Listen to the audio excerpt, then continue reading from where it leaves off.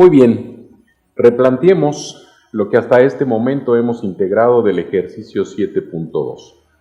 Quedamos en el video previo que estábamos muy felices y contentos porque lográbamos una tasa interna de rendimiento del 20%, un valor neto actual de 663,000 pesos, que con un costo integral de financiamiento del cual pagaríamos 8,112 pesos tendríamos resuelto nuestros problemas, ¿cierto?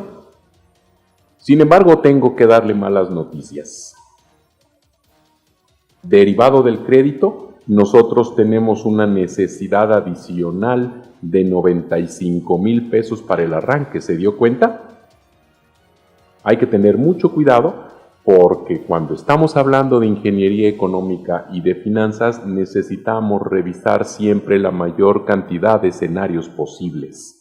Ahora resulta que Francisco y José deberán disponer de 95,000 pesos adicionales. Y si recuerda, cuando no tenía la necesidad de crédito no eran 95,000, eran 81,000, eran 14,000 pesos menos los que necesitaban al inicio de los que necesitan ahora derivado del pago de financiamiento.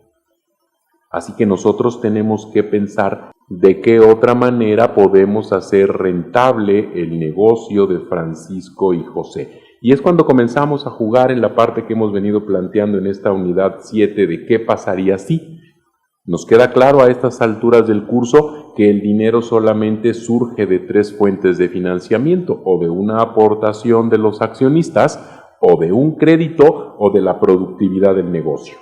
Tal parece hasta este momento que el financiamiento me soluciona un problema, el capital neto de trabajo, pero al obtener ese financiamiento me genera otro problema, que yo necesito todavía más dinero para poder financiar mi crecimiento. Esta, entre algunas otras razones, es la principal causa de quiebra de las empresas cuando se enfrentan a la etapa de crecimiento. Hay una trampa muy sutil y tan sutil como perversa en finanzas, que es precisamente esa trampa de crecimiento, en donde los negocios que se encuentran en ese momento de su ciclo de vida es cuando más necesidad de inversión necesitan.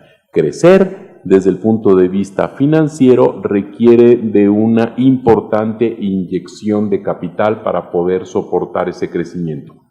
Así que tal vez tendríamos que revisar otros escenarios que no sean precisamente ese costo integral de financiamiento, pues el agujero, como podemos darnos cuenta, se hace más grande.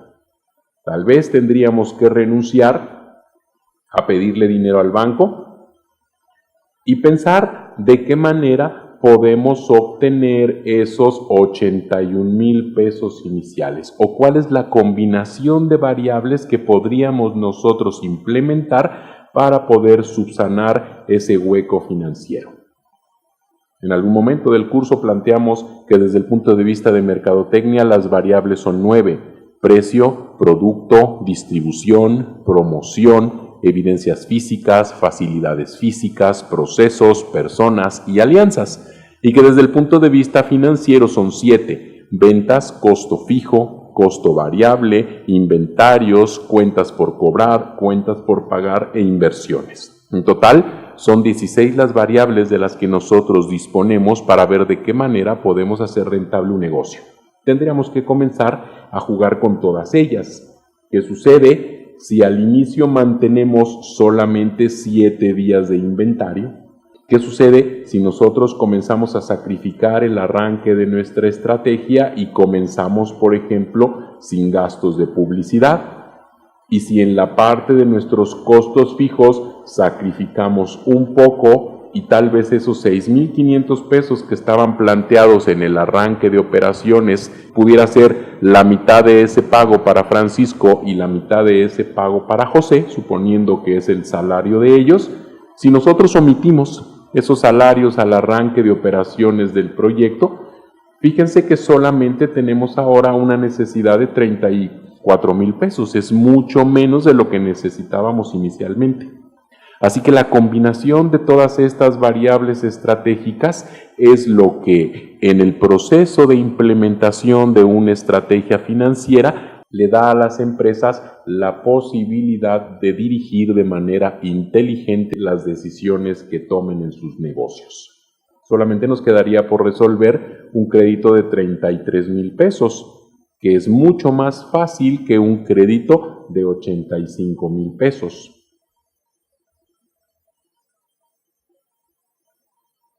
Sacrificamos tal vez un poco las comisiones, al arranque que sean solamente comisiones de 1.5%, sacrificamos un poco los gastos de representación para que sean solamente del 0.5%.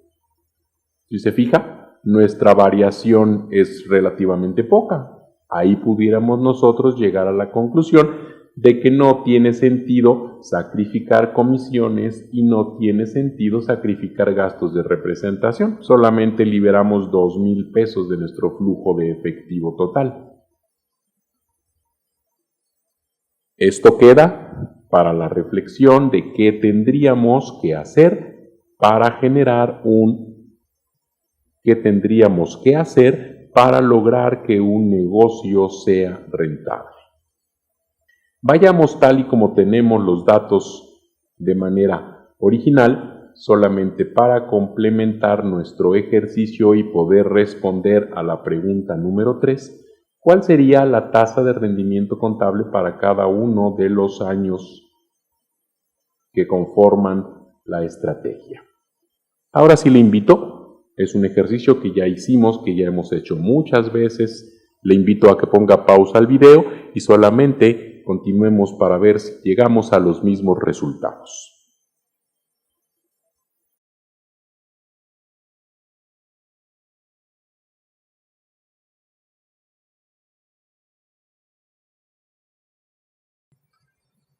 Muy bien, revisemos.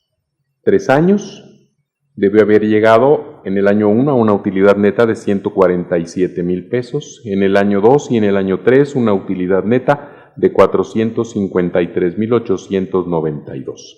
En cuanto al balance, el capital contable del primer año 348,716,59, en el segundo año 388,704,30 y en el tercer año 369,218,67. Y en cuanto a los indicadores del modelo DuPont, la tasa de rendimiento contable del primer año 42,15%, la del segundo año 116,77% y la del tercer año 122,93%. Probablemente se está usted preguntando, pero ¿cómo es posible que al inicio de un proyecto yo tenga ciertos problemas de liquidez y de inversión, que tenga una tasa interna de rendimiento del 20% y que tenga una tasa de rendimiento contable del 42, 116 y 122%?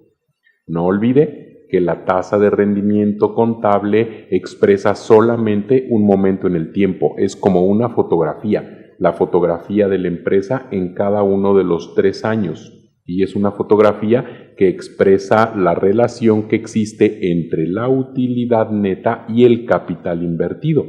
La tasa interna de rendimiento es como si viéramos el video, es toda la película completa.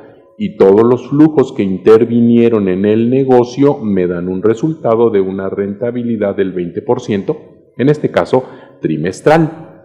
Lo único que tendríamos que resolver es ese problema de financiamiento al arranque del proyecto en su etapa de crecimiento.